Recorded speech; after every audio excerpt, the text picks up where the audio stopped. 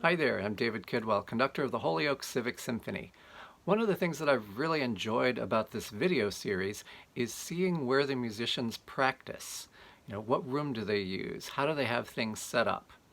Our principal timpani player, Dick Glashow, has a really cool setup that includes an electronic drum set. Check it out.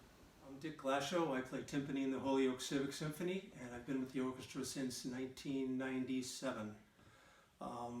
As I'm preparing this, we are approaching the weekend of what would have been our May concert, so I'm especially missing my friends and colleagues in the orchestra and missing performing.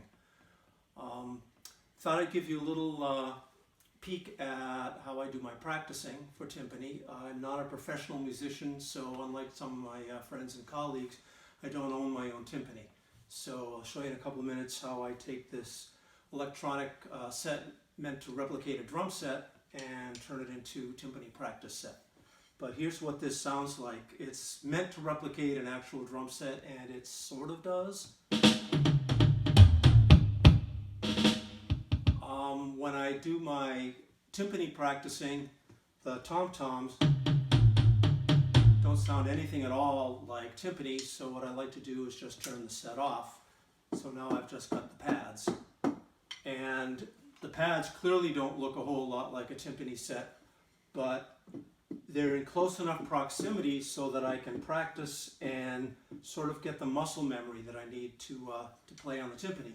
And in order to do that, I don't use either of the two typical sets of mallets, different types of softness depending on the kind of musical style that the piece calls for. But I'm kind of leery of using these rubber pads and maybe hurting the mallet heads. So instead I use these, and to give you an example, can you get a shot of what I'm doing on the pad from where you are? Thank you. The last concert we played involved Beethoven's 8th Symphony, which had a very difficult passage for me in the last movement. And I'll play it for you very slowly. Obviously, you're not going to hear any timpani sounds. You're just going to hear the thuds of the pads. But the whole point was not for me to get the sound right. It was for me to get the feel right. So in slow motion, it went like this.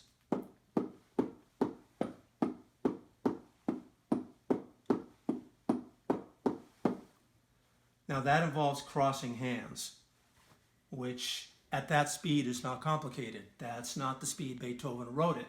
So to practice it, I had to speed up.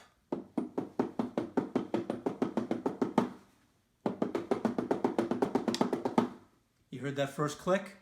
That's what I want to avoid. So I practice until I don't get that click. Like that.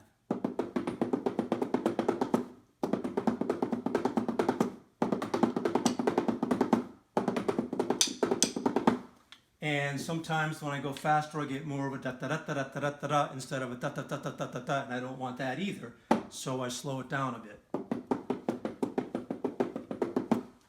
When I did this at the March concert, the passage comes up twice. The first time, didn't do it so well. The second time, I nailed it.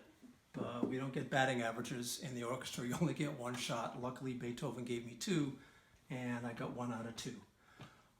Before I sign off, it's occurred to me during all this time that seniors, especially in high school, are missing their final concerts, their final dance recitals, the musicals that they're involved in. So just kind of a thought and a shout out to the high school performing artists, especially the seniors who aren't able to do their final performances this year. That's all I got, and thanks for joining me, and hopefully we'll see you all in the fall when we resume our concerts. Thank you.